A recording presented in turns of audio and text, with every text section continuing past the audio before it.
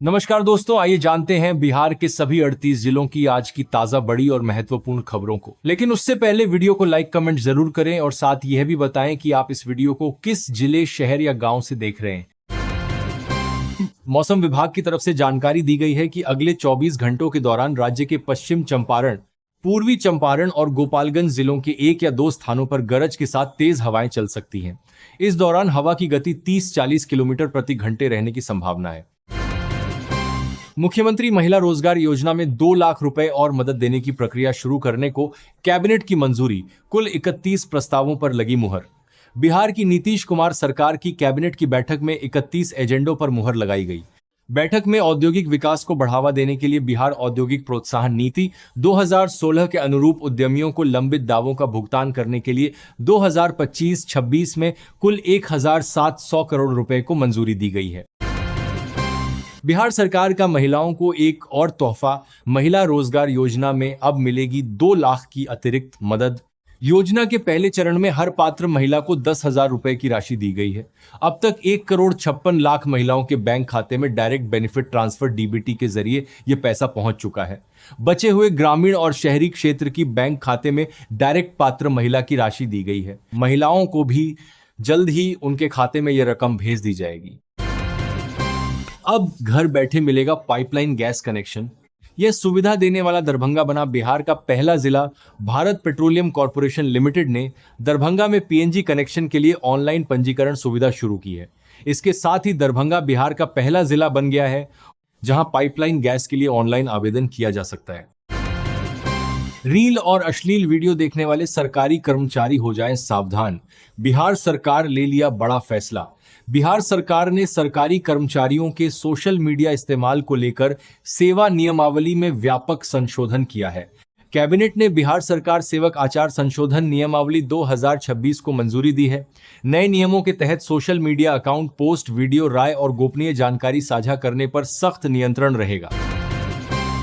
कब मिलेगी मुख्यमंत्री महिला रोजगार योजना की अगली किस्त? सीएम नीतीश ने किया ऐलान। बिहार सरकार मुख्यमंत्री महिला रोजगार योजना की अगली किस्त जल्द देने जा रही है। इसका ऐलान मुख्यमंत्री नीतीश कुमार ने किया। सीएम नीतीश ने सोशल मीडिया प्लेटफॉर्म एक्स पर लिखा कि पहली किस्त के तौर पर 10,000 रुपए हासिल करने वाली महिलाओं को उनके काम के आधार पर अगली किस्त दी जाएगी। बिहार के सरकारी अस्पतालों में दलालों की अब नो एंट्री। मरीजों को निजी नर्सिंग होम भेजने वालों की खैर नहीं। सरकारी अस्पतालों में अवैध निजी गतिविधियों पर रोक लगाने के लिए बिहार सरकार ने सख्त कदम उठाए हैं। स्वास्थ्य सचिव लोकेश कुमार सिंह ने जिलाधिकारियों को पत्र लिखकर बताया कि मरीजों को निजी संस्थानों में भेजने की शिकायतें मिल रही थी। दोषी पाए जाने वाले निजी व्यक्तियों पर कानूनी और सरकारी कर्मियों पर विभागीय कार्रवाई होगी, जिससे जन कल्याणकारी योजनाओं में सेंधमारी रुकेगी। बिहार सरकार का बड़ा फैसला, अब इनको सड़क पर मिलेगी पहली प्राथमिकता। परिवहन विभाग ने मांगी रिपोर्ट। बिहार सरकार ने बड़ा फैसला लेते हुए सभी जिलों के डीटीओ से रिपोर्ट मांगी है। रिपोर्ट के आधार पर सरकार अहम कदम उठाने वाली है। इससे सड़क पर पैदल चलने वाले को पहली प्राथमिकता मिलेगी। बिहार ईआरएसएस और राज्य पुलिस डाटा सेंटर भवन निर्माण को मिली स्वीकृति। बिहार सरकार पुलिस विभाग को अत्याधुनिक बनाने के लिए लगातार प्रयासरत है। इस बीच सरकार ने 172 करोड़ रुपए की लागत से ईआरएसएस और राज्य पुलिस डाटा सेंटर भवन निर्माण को स्वीकृति प्रदान की है। माना जा रहा है कि आधुनिक भवनों से पुलिस एवं आपातकालीन सेवाओं को मजबूती मिलेगी। बिहार में कोचिंग संस्थानों पर नकेल कसने की तैयारी, जल्द लागू होगी नई नीति। सरकार की मंजूरी का इंतजार। बिहार सरकार ने नई कोचिंग नीति तैयार कर ली है। इसके तहत सरकारी शिक्षक को कोचिंग में पढ़ाने से रोका जाएगा और कोचिंग संस्थानों के पंजीकरण और शुल्क की कड़ी निगरानी होगी। बिहार में पंच सरपंच भी डाल सकेंगे एमएलसी चुनाव में वोट। मोदी सरकार ने दूर किया भ्रम। बिहार में पंचायतों की मुखिया, पंच सरपंच भी अब विधान परिषद एमएलसी चुनाव में वोट डाल सकेंगे। पंच सरपंच संघ ने केंद्र सरकार के पत्र का हवाला देते हुए बिहार सरकार और चुनाव आयोग से उन्हें मतदाता बनाने की मांग की है। बिहार में चीनी निगम कर्मचारियों के बकाये वेतन और भत्ते का होगा भुगतान। बिहार सरकार ने बनाया प्लान। कर्मियों के वेतन आदि के मद में भारी भरकम राशि बकाया होती चली गई। कर्मचारियों ने आंदोलन किया, मामले कोर्ट तक गया। तमाम प्रयास के बाद भी उनके बकाये का भुगतान नहीं हो पाया। राज्य में नीतीश सरकार के गठन के बाद सरकार ने तमाम कर्मियों के बकाये के भुगतान का निर्णय लिया। बिहार में नर्सरी बिजनेस का सुनहरा मौका, सरकार दे रही 50% सब्सिडी। बिहार सरकार की कृषि वानिकी योजना के तहत किसानों और युवाओं को नर्सरी कारोबार शुरू करने या बढ़ाने के लिए 50% तक की सब्सिडी दी जा रही है। योजना में गम्हार, सेमल, मालाबार, नीम जैसे कृषि वानिकी पौधों पर जोर दिया गया है। घर घर होगा सर्वे, शहर को मिलेगी डिजिटल पहचान। जीएस मैपिंग से बक्सर में नई शुरुआत। बक्सर नगर परिषद ने शहर के नियोजित विकास और आधुनिक नागरिक सुविधाओं के लिए जीआईएस बेस मैप व संपत्ति सर्वेक्षण शुरू किया है। यह परियोजना 2 चरणों में पूरी होगी, जिसमें पूरे शहर का बेस मैप तैयार होगा और घर घर जाकर संपत्तियों का विस्तृत विवरण एकत्र किया जाएगा। यूजीसी नियमों के खिलाफ सवर्ण समाज का मशाल जुलूस, सरकार को दी आंदोलन की चेतावनी। दरभंगा में यूजीसी नियमों के विरोध में सवर्ण समाज ने मशाल जुलूस निकालकर प्रदर्शन किया। प्रदर्शनकारियों ने नियमों को काला कानून बताते हुए इसे वापस लेने की मांग की और आंदोलन तेज करने की चेतावनी दी।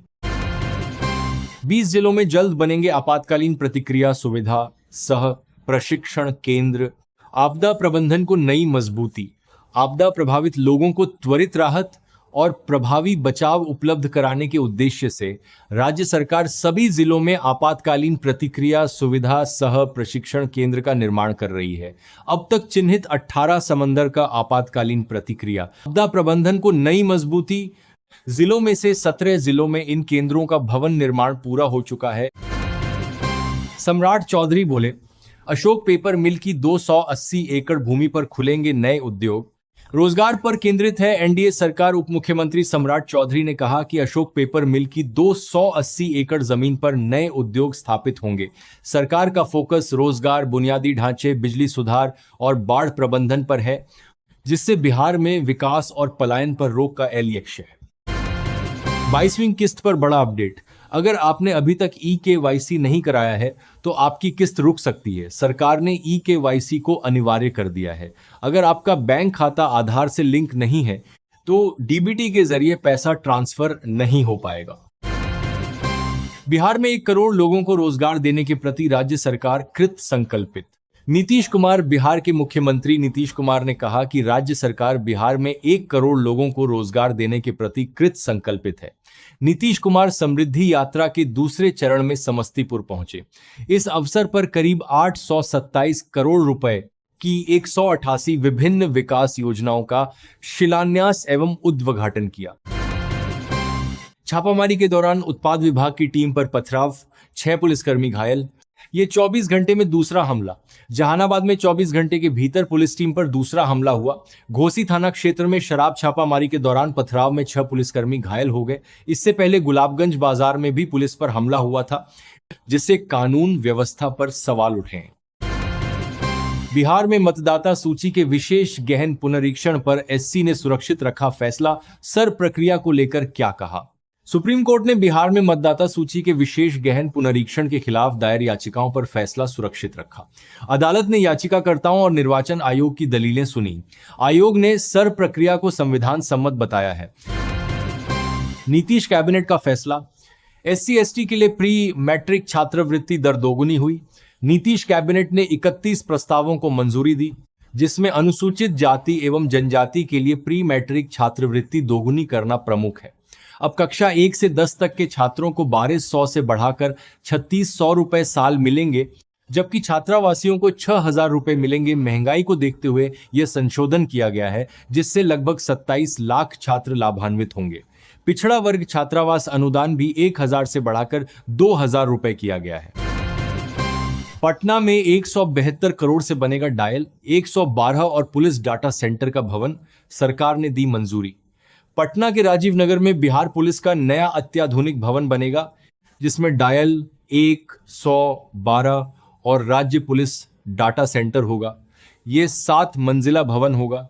ये पुलिसकर्मियों को बेहतर कार्य वातावरण देगा और कानून व्यवस्था व आपातकालीन सेवाओं को मजबूत करेगा। दरभंगा से विदेश उड़ान का सपना होगा साकार।